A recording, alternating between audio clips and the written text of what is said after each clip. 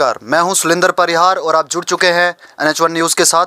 तो आज हमारे साथ बात करने के लिए हैं DDC कैंडिडेट INC और NC के अलाइंस में गुंदना कॉन्स्टिट्यूंसी और माहला कॉन्स्टिट्यूंसी से जो है एडवोकेट आशमी सर हमारे साथ बात करने के लिए हैं। ये अलाइंस में इनकी जो गुंदना कॉन्स्टिट्यूंसी के अंदर जो DDC कैंडिडेट है अलाइंस में है, NC और INC जो है मिलके वहाँ पर इलेक्शन लड़ रही है। तो इनसे बात करेंगे, इनसे जानेंगे कि अभी क्या सूरत हाल है उसके। सर सबसे पहले तो स्वागत है NH1 न्यूज़ में। शुक्रिया। तो सर मुझे ये बताइए कि अभी DDC इलेक्शंस चल रहे हैं, तो क्या आपको क्या लगता है कि कहाँ माहौल क्या है? माहौल आपने देख ही लिया होगा, नज़र तो साफ़ आ रहा है कि हमारे जो ओपोनेंट्स हैं उनसे लोग बिल्कुल बेजार हो गए हैं और आवाम का पूरा जोश व खरोश, वोटर्स बिल्कुल भरपूर हमारे साथ हैं और बाकी तो हमारा रब जाने, लेकिन जीत तो नज़र आ रही है हमें। सर अभी आप तो आपको लगता है कि बैक टू विलेज से लोगों को फ़ायदा हुआ है? बैक टू विलेज से क्या फ़ायदा होना, वो भी ऐसे ही था, बस लोगों को उलझा के रखने के लिए। मकसद तो नहीं था कि लोगों की किसी किस्म की खिदमत करें। तो क्या ये DDC भी उलझाने के लिए? मुमकिन है, हमें भी अपनी जगह ये अंदाज़ा है, हो सकता है उलझाने के लिए, लेकिन नीयत जब साफ़ ना हो तो सब कुछ उलझाने के लिए ही है। ये भी उलझाने के लिए हो सकती है।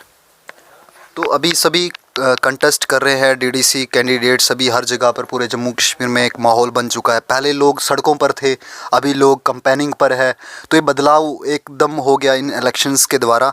तो आपको क्या लगता है कि अभी जो BJP पार्टी है उन्होंने बड़े बड़े लीडर्स जो हैं अपने जम्मू कश्मीर में उतारे हैं, तो आपको क्या लगता है क्या उनकी हार है इसलिए ऐसा कर रहे हैं? जाहिर सी बात है कि DDC के इलेक्शंस हो रहे हैं और BJP ने बड़े बड़े दावे किए जम्मू कश्मीर को लेके, लेकिन लोगों के सामने सच खुल के आ गया और लोग जो हैं BJP से निजात हासिल करना चाहते हैं इस रियासत में और उनको यहाँ की सियासत से निकाल बाहर करना चाहते हैं, क्योंकि असल चेहरा जब आया हो गया, डेवलपमेंट का नारा दिया। डेवलपमेंट तो दूर की बात है, उन्होंने जो है हमसे हमारे बुनियादी हकूक़ और रिसोर्सेज भी छीन ले और साथ में जो यहाँ पे एक बेचैनी और इज़्तिराब और परेशानी और मायूसी लोगों के चेहरे पे थी, वो साफ ज़ाहिर हो रही है इन इलेक्शनों में कि लोग किस तरह भरपूर अंदाज में इलेक्शन में हिस्सा ले रहे हैं ताकि BJP को यहाँ से निकाल दें।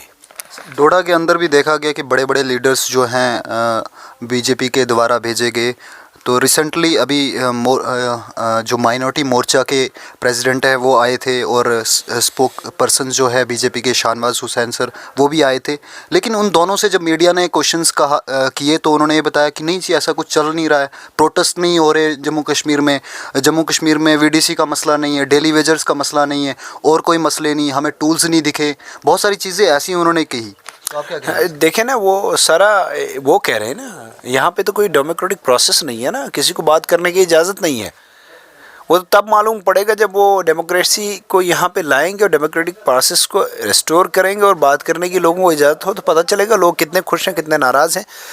लेकिन उनके इन खोखले दावों को जवाब देने के लिए ये इलेक्शन जो है फ़ैसला सुना देगा, पता चल जाएगा उनको कि वो सच बोल रहे हैं कि लोग सच बोल रहे हैं।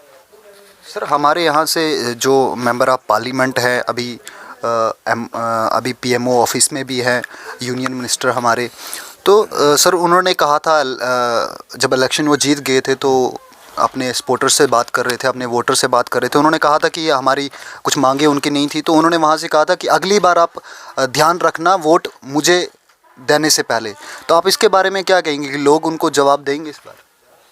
बिल्कुल देंगे लोग जवाब, वो वायरल भी हुई थी बहुत ज़्यादा। बिल्कुल लोग जवाब दे रहे हैं। बल्कि अभी देखिए मरमत में जो नज़र आया आपको, मरमत कॉन्स्टिट्यूंसी जो है उनका अपना इलाका है, वहाँ तो जो वहाँ से वोटिंग तो वहाँ हो गई, लेकिन वहाँ से जो जितने भी इनपुट्स आ रहे हैं वो ये है कि 2,500 से 3,000 वोटों से हार गए हैं वो BJP वाले वहाँ से। तो लोगों का जवाब ही है ना। सर उधर ऐसा भी किया गया कि मीडिया में था कि वहाँ पे दारू पकड़ी गई।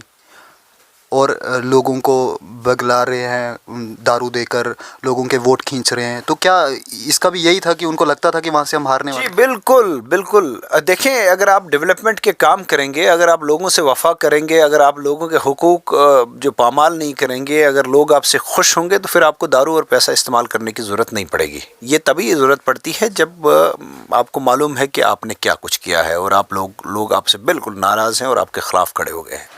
अगर वो पैसा और दारू बांट रहे हैं तो आप क्या कर रहे हैं? हम लोगों की मोहब्बत जीत रहे हैं और लोगों को इज़्ज़त दे के उनसे इज़्ज़त हासिल कर रहे हैं। और हम ये समझते हैं कि इस गंदी सियासत से, जिसमें दारू और पैसे का इस्तेमाल हो, लोगों को बचाया जाए। हम अपना पैगाम दे रहे हैं और लोग हमारा पैगाम सुन रहे हैं। क्या लोग दारू और पैसे को देखते हैं या डेवलपमेंट को? लोग डेवलपमेंट को देखते हैं। ये तो उनकी बौखलाहट है और एक बहुत ही छोटी हरकत है ये कि वो दारू और पैसा दे के लोगों को वर्गलाना चाहते हैं। अब अगर देखा जाएगा ट्रू डेमोक्रेटिक प्रिंसिपल के हिसाब से, तो ये तो रिगिंग है एक किस्म की, है ना। तो ये वायलेशन भी है कोड ऑफ कंडक्ट की, जो प्रोहिबिटेड है सारा कुछ। लेकिन खैर, इनके ख़िलाफ़ कोई कार्रवाई होती नहीं होगी। जब मरमत में पकड़ा गया, मुझे नहीं लग रहा कोई FIR भी लगी उनके ख़िलाफ़। तो आप क्या कर रहे थे? आपने क्यों नहीं इसके ऊपर आवाज़? देखिए, मैं यहाँ बिज़ी रहा और बहुत ज़्यादा कैंपेनिंग में उलझा रहा, तो मरमत कॉन्स्टिट्यूंसी में जो कुछ हुआ तो उस पर मौका नहीं आया कोई बात करने का। लेकिन अभी तो बात कर रहे हैं ना हम, अभी तो उनके सामने है। अब आप आए, थोड़ा सा मौका मिला, तो आपके ज़रिए हम कह रहे हैं ये बात। तो इलेक्शन कमीशन डोडा को क्या आपकी तरफ से? हमारी तरफ से ये है कि कोशिश होनी चाहिए उनकी तरफ से कि इलेक्शन जो है फ्री एंड फेयर हो।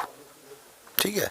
एक खुशी है हमें थोड़ी सी, वो ये है कि बैलेट बॉक्स हैं, EVMs नहीं है, क्योंकि EVMs पे हमको बिल्कुल भी भरोसा नहीं है। तो बाकी जो है उन पे डिपेंड करता, नज़र तो हमारी भी है कि वो क्या कर रहे हैं। हम गौर से देख रहे हैं कि इलेक्शन कमीशन क्या कर रहा है, क्या नहीं कर रहा है। तो अगर कुछ होगा तो हम ज़रूर आपके सामने लाएंगे ये बातें। सर, अभी पूरे इंडिया में कल भारत बंद था, तो उसी में देखा गया कि जम्मू कश्मीर में फॉर्मर मुफ्ती जी को भी बंद कर दिया गया। तो पूरे देश में भारत बंद था और यहाँ पर जो महबूबा मुफ्ती है वो हाउस अरेस्ट हो गए थे। तो आपको क्या लगता है? भारत बंद गालिबन किसानों की तरफ से था, है ना। और किसान किसी भी मुल्क की बुनियाद होते हैं। वो एक शेर है इकबाल का, बड़ी नज़म है मशहूर, जिस खेत से दहकां को मैसर न हो रोज़ी, उस खेत के हर कोशे गुंदम को जला दो। उठो मेरी दुनिया के गरीबों को जगा दो, कंजक्श फरोमाया को शाही से लड़ा दो। ये हमारा पैगाम है। ये शाही है, बादशाही, ये ऑटोक्रेसी है, जहाँ पे किसान, वो किसान जो मुल्क की इकोनॉमी की बैकबोन होता है, और जो किसान अपने खून पसीना जला के जो है लोगों के पेट भरता है और मुल्क की आवाम को पालता है, उस किसान पे डंडे बरसाए जाए, उनकी ज़ुबान बंदी की जाए, उनको रोक दिया जाए, तो इससे बड़ा क्या जुल्म हो सकता है। तो सर, सरकार और टीवी वाले लोग तो ये कह रहे हैं कि ये जो कानून है बहुत अच्छा है, लेकिन इनको इनको मतलब अपोजिशन यूज़ कर रही है, पॉलिटिक्स हो रही है इसके अंदर। हाँ, खैर वो तो हर एक को कहते हैं कि जैसे हर एक इंसान के बारे में उनके यही कमेंट है, जैसे जो लोग उनके साथ हैं वो बड़े अक्लमंद हैं, और जो उनके ख़िलाफ़ खड़े हो जाएं तो उनको अपनी अकल ही नहीं, उनको वर्गलाया फिसलाया जाता है। जबकि वर्गलाने फिसलाने का काम ये लोग करते हैं, जब शराब की बोतलें लेके और पैसे लेके जाएंगे वोटर्स को, तो वर्गला कौन रहा है। और बाकी रहा ये कि अंडरमाइन करना किसी के विजडम को, किसानों की जदोजहद को, ये नाम देना कि उनको जो है उनको कोई पार्टी एक्सप्लॉइट कर रही है, तो this is very unfortunate, very very highly unfortunate. They have the right. 2 महीने 3 महीने से वो लोग ट्रेन पटरी में बैठे हुए, सड़कों में बैठे हुए, न रात न दिन है। कोई कितनी देर तक किसी के वर्बलाने पे इतने देर तक कोई इंसान बैठ सकता है। तो आप ब्रश असाइड नहीं कर सकते, आपको मज़ल नहीं कर सकते इन चीज़ों को, ज़्यादा देर ये बातें नहीं चलती हैं। सर, हमने देखा कि आप पहले सोशल एक्टिविस्ट थे, अभी आप पॉलिटिक्स में आ गए हैं। लोग आपको बहुत सुनते हैं, बहुत देखते हैं। सोशल मीडिया के ऊपर अगर हम देखें तो बहुत ज़्यादा इन्फ्लुएंस है आपका, लोग आपको पसंद करते हैं, तो उन लोगों के लिए क्या मैसेज रहेगा इस डीडीसी इलेक्शंस में? उन लोगों के लिए मेरा पैगाम है कि उनकी मोहब्बत और उनकी इज़्ज़त अफजाई मेरे दिल में उनके लिए और जगह पैदा कर गई है, और वो यकीन रखें कि मैं उनकी उम्मीदों पर पूरा उतरने की कोशिश करूँगा। सर, देखा जाए आप नेशनल कॉन्फ्रेंस से अभी कंटेस्ट कर रहे हैं, तो नेशनल कॉन्फ्रेंस भी पावर में रही है, लेकिन उन्होंने भी बहुत सारे वादे किए, तो आपको वादे पूरे भी किए या आधे नहीं भी किए, तो लोगों ने क्यों हराया नेशनल कॉन्फ्रेंस को और आज बहुत सालों बाद नेशनल कॉन्फ्रेंस जिंदा होने की कोशिश कर रहे हैं? देखिए, मैं आपको एक चीज़ बताऊं, खैर वो तो लंबी एक कहानी है, वादे क्या किए क्या नहीं किए, लेकिन मैं एक चीज़ बताऊं, मैं नेशनल कॉन्फ्रेंस पे जाना किसी भी पॉलिटिकल पार्टी का या किसी भी चीज़ का एक अपना एक वक्त होता है, लेकिन उसके बावजूद भी अगर एनसी को देखा जाए तो इन लोगों ने जो काम किए हैं उनका कोई मुकाबला, जैसे मेरा डिस्ट्रिक्ट है 1949 में क्रिएट हुआ, तो शेख मोहम्मद अब्दुल्ला ने क्रिएट किया था, वरना यहाँ पे नयाबत तक नहीं थी, वरना यहाँ पे नयाबत भी नहीं थी। आप देख लीजिए ना, वैसे बैक पे चले जाइए। उसके बाद एक हिस्टोरिकल जो दुनिया में बहुत कम जगह पे हुआ है, जो जम्मू कश्मीर में हुआ था, जो कानून बनाया था नेशनल कॉन्फ्रेंस ने 1949 में अगेन, जिसका नाम था हम खात्मे चकदारी कहते थे, big lands states abolition act, जिसने हर गरीब को, जिसने हर उस लैंडलेस को यहाँ पे ज़मीन दी थी, उसको भी इन्होंने पिछले दिनों 75-73 साल के बाद उस एक्ट को इन्होंने, लोगों ने लैंड लाज में सुना कि बाहर वालों को यहाँ पे इजाज़त दी गई है ज़मीन ख़रीदने की, इधर अच्छा ने पूरा नहीं देखा क्या कुछ किया गया। वो जो big lands states abolition act था, खात्मे चकदारी का कानून, वो हिस्टोरिकल कानून था। उसी की वजह से यहाँ की रियासत के ज़मींदार लोग जो हैं वो यहाँ पे गुर्बत कम है, इफ्लास कम है। देखिए, आप कंपैरिजन करें इंडिया के बाकी स्टेट्स को, तो जे.एंड.के में कंपैरेटिवली बहुत कम पॉवर्टी है। पॉवर्टी की डेफिनेशन में मेरे हिसाब से यहाँ कोई आता ही नहीं, क्योंकि यहाँ हर एक आदमी के पास छत है, अपनी ज़मीन का टुकड़ा है। तो वो उस कानून की वजह से था। उससे बड़ा सोशल लेजिस्लेशन क्या हो सकता था, उससे बड़ा बेनेवोलेंट लेजिस्लेशन क्या हो सकता था। लेकिन न जाने इनके मन में क्या आई, उस लेजिस्लेशन को भी रिपील कर दिया गया था। जब लैंड लॉज की अमेंडमेंट हुई, उसमें 11 मजीद लॉ इन्होंने रिपील किया, तो उसको भी रिपील कर दिया गया था। कुछ काम तो हैं जो किए हैं। अब हर चीज़ का अपना एक वक्त होता है, लोगों में कुछ अरसे के बाद अपनी एक डिसएंचेंटमेंट और डिससेटिस्फेक्शन आती है, उसकी वजह से ये लोग हारे, मुख्तलिफ पार्टीज़ हारी, तो लिहाजा ये इतना कोई बड़ा इशू नहीं है। सर, आर्टिकल 370 को सुरक्षा कवच माना जाता था जम्मू कश्मीर का, और एनसी ने भी हमेशा इसके बारे में कहा कि ये सुरक्षा कवच है।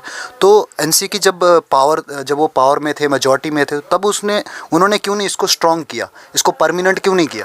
नहीं, वो तो परमानेंट ही था। देखिए, ये तो कॉन्स्टिट्यूशनल क्वेश्चन है बेसिकली, तो इंटरेस्टिंगली मैं स्टूडेंट ऑफ कॉन्स्टिट्यूशन भी हूँ, I am an advocate.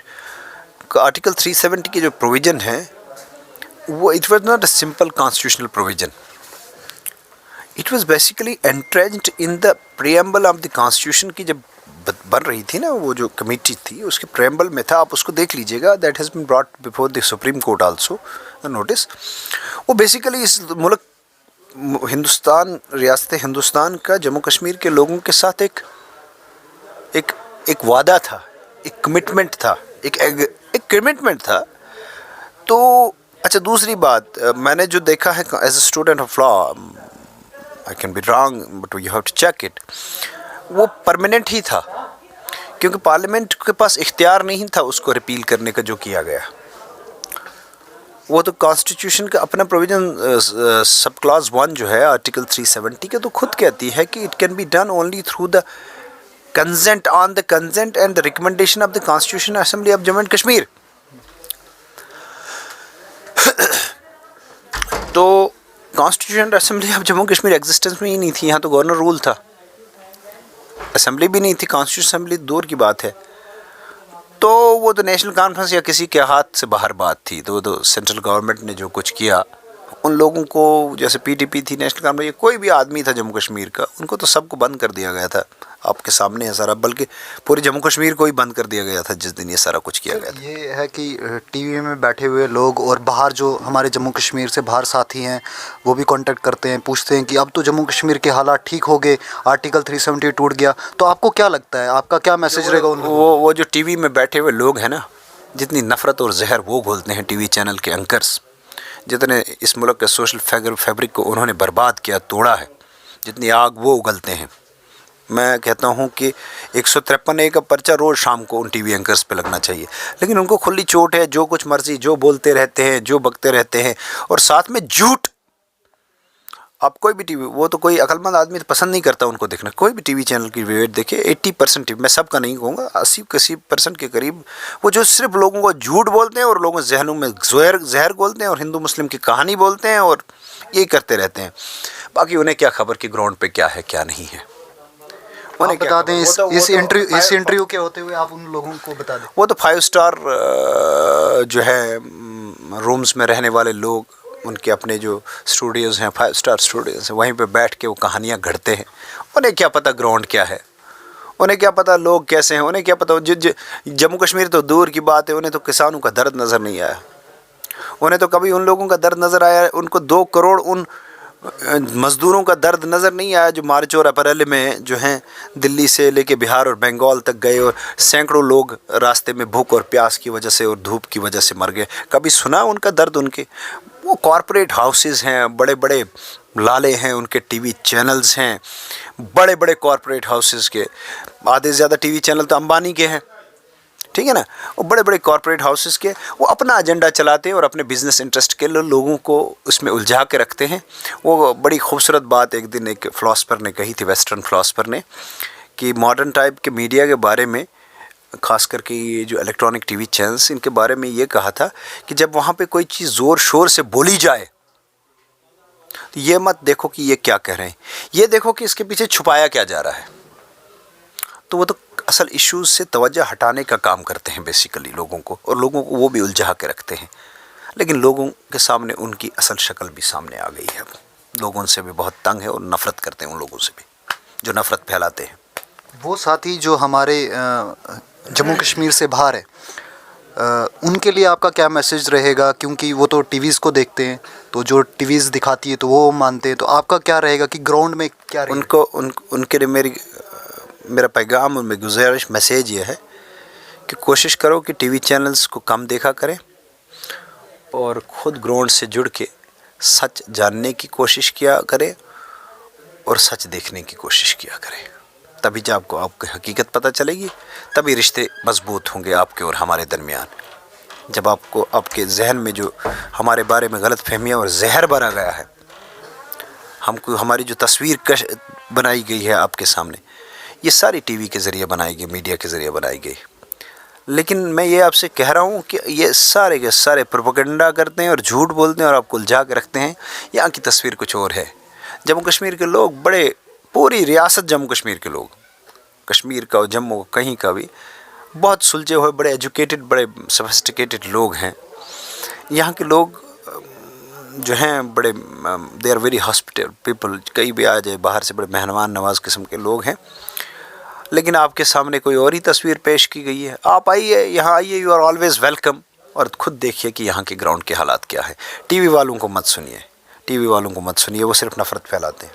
Sir, आप ही के जो फॉर्मर चीफ मिनिस्टर रहे हैं, उन्होंने ही कहा कि हाँ जी, हम हिंदुस्तान के झंडे को कबूलते नहीं क्योंकि हमारा झंडा अलग है। भी फार्मर चीफ मिनिस्टर रहे, मेरे थोड़ी रहे, रियासत जम्मू कश्मीर में रहने वाले, रियासत जम्मू कश्मीर में रहने वाले सभी लोगों के चीफ मिनिस्टर है। खैर वो एक्सप्लेन कर सके, उनकी तरफ से मैं क्या जवाब दे सकता। आपकी पार्टी के, मतलब आपके पार्टी के हैं, तो आपका मतलब क्या रहेगा कि उन्होंने ऐसी चीज़ कही थी? नहीं, मेरे देखें, बात सुने, अभी मैं नेशनल कॉन्फ्रेंस का अभी तक एक्टिव मेंबर नहीं हूँ। अभी ये सिर्फ इलेक्शन पर्पज़ के लिए मुझे बुलाया गया, लोगों ने ऐसा माहौल, मैं तो आपको क्या लगता है ये गलत आपको मालूम गलत बयान था? अब सुनिए मेरी बात, आपको मालूम है कि मैं रिलेक्टेंट था इलेक्शन लड़ने के लिए ही। मैं तो तैयार ही नहीं था, मैं आराम से बैठा हुआ था। लेकिन यहाँ के लोगों, आवाम ने जो है, उनने बहुत एतमाद मेरे ऊपर, और उन्होंने इन पॉलिटिकल पार्टीज़ को कहा। तो ये तो नेशनल कॉन्फ्रेंस और कांग्रेस और पीडीपी जितनी पार्टीज़ थी, तो उन्होंने जो है फिर उनको डिसाइड करना पड़ा और मैं इस इलेक्शन में उतरा। लिहाजा मैं किसी पॉलिटिकल पार्टी के बिहाफ पे न जवाब दे सकता न पाबंद हूँ। वो वही एक्सप्लेन कर सकते हैं कि उन्होंने क्या कहा क्या नहीं कहा। एडवोकेट हाशमी सर से लास्ट मेरा ये क्वेश्चन रहेगा कि कश्मीर के लोगों के अंदर तिरंगा बसता है? ग्राउंड पे आके देखना पड़ेगा। वो कुछ लोग जो हैं तिरंगा फहराते हैं, वो झूठ है या सच है? उनके दिल में भी बसता है? मुझे नहीं मालूम। मैं लोगों के कपड़े फाड़ रहे हैं। मैं लोगों के दिलों के अंदर देखें वो लोगों के दिलों के अंदर कौन जान सकता है? ऐसा बोला जा रहा है कि इतने सालों में पहली बार जो है कपड़े फाड़ रहे हैं बीजेपी के वो लीडर कश्मीर से वो कोई हैं जो सोशल मीडिया पे है कपड़े फाड़ के। तो जो कपड़े फाड़ेगा तो अब मैं क्या बता सकता हूँ उनके बारे में। क्योंकि ये बताया जा रहा है कि जम्मू कश्मीर के जो लोग हैं, ऐसा बताया जा रहा है कि इतने सालों के बाद जो है जम्मू कश्मीर में तिरंगा फहराया गया, आज से पहले नहीं फहराया जाता। क्यों नहीं? यहाँ तो 1947 से लेके आज तक हर जो कहते हैं ऑलमोस्ट हर दिन पे तिरंगा और मैं इंटरेस्टिंग एक चीज़ कहूँगा। मैंने कहा ना I am a student of law. हमेशा यहाँ जो है एक आवाज़ लगती है कि जम्मू कश्मीर भारत का अटूट अंग है। अब ये अटूट अंग वाली बात जो लिखी हुई है कहीं लिखत में, मुझे नहीं लगता कहीं लिखी है। एक जगह लिखी थी, एक ही जगह लिखी थी, Jammu Kashmir is an integral part of the union of India. मालूम है आपको कहाँ लिखी थी? Section 1 of constitution of Jammu and Kashmir. उसको कॉन्स्टिट्यूशन को खुद ही इन्होंने रातों रात ख़त्म कर दिया। मैं क्या कहूँ इससे आगे। That is the place. तो अभी पार्ट है इंडिया का? वो तो ऑब्वियसली है ना बेसिकली।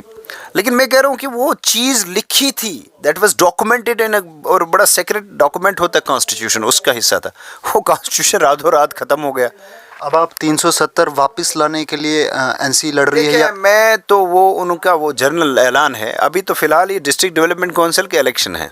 आप क्या चाहते हैं इसमें? मकसद ये है कि अगर उन्होंने कोई दिल्ली से, परसों तो हमारे अपोनेंट ये कह रहे थे कि वो लोगों को एक जगह तकरीर करते हुए कह रहे थे कि अगर आप हमको नहीं जिताओगे, उनको जिताओगे, तो वो फंड्स कहाँ से लाएंगे? फंड सिर्फ हम ला सकते हैं। अब अगर ये कहानी है कि फ़ंड सिर्फ उनको देने हैं, दूसरे जीतने वाले को नहीं देने हैं, तो फिर जाने खुदा जो पहला सवाल आपने किया था कि आपको ये भी उलझाना लगता, हो सकता है ये भी उलझाना हो। हाँ, तो बेसिकली डिस्ट्रिक्ट डेवलपमेंट काउंसिल के, ये पॉलिटिकल तो बनते नहीं इलेक्शन, डिस्ट्रिक्ट डेवलपमेंट काउंसिल के इलेक्शन है। और डिस्ट्रिक्ट स्टेटहुड वापस आने के फेवर में? पता नहीं जनाब, हमसे तो पूछा नहीं गया ना। आर दे आस्किंग अस आप किस फेवर में हो? कोई हमसे पूछ रहा है? आपसे किसी ने पूछा? मैं पूछ रहा हूँ। नहीं, मैं कह रहा हूँ जिन लोगों ने ये सब करना है, जिन लोगों ने 370 हटाया, 35A हटाया, सारा कुछ हटाया, वो आपसे पूछ रहे हैं? Are they asking you? या मुझे पूछ रहे हैं या इनको किसी को भी पूछ रहे हैं कि हमने क्या करना? वो अपनी मर्जी से कर रहे हैं। हमारे कहने से क्या फ़र्क पड़ेगा? हम कहेंगे वो दो, ये दो, वो देने के लिए तैयार है क्या? तो उनको जिस दिन मर्जी आएगी, जो मर्जी आएगी वो करेंगे, क्योंकि वो सारा कुछ अपनी मर्जी से करते हैं। तो बाकी देखते हैं, वक्त सबसे बड़ा मरहम है और वक्त सबसे बड़ा फ़ैसला देने वाला है। शुक्रिया हमारे साथ बात करने के लिए, क्योंकि आप बिज़ी शेड्यूल था आपका, कल इलेक्शन है आपके एरिया में, गुन्ना कॉन्स्टिट्यूंसी में। तो शुक्रिया हमारे साथ अपना कीमती वक्त देने के लिए। तो ये थे एडवोकेट आसिम हाशमी सर, जिन्होंने हमारे साथ बात की, अपने व्यूज़ जो है आपके सामने रखे। आप यूं ही बने रहें NH1 न्यूज़ के साथ। मुझे दीजिए इजाज़त। मैं सुलिंदर परिहार, डोडा। ठीक है।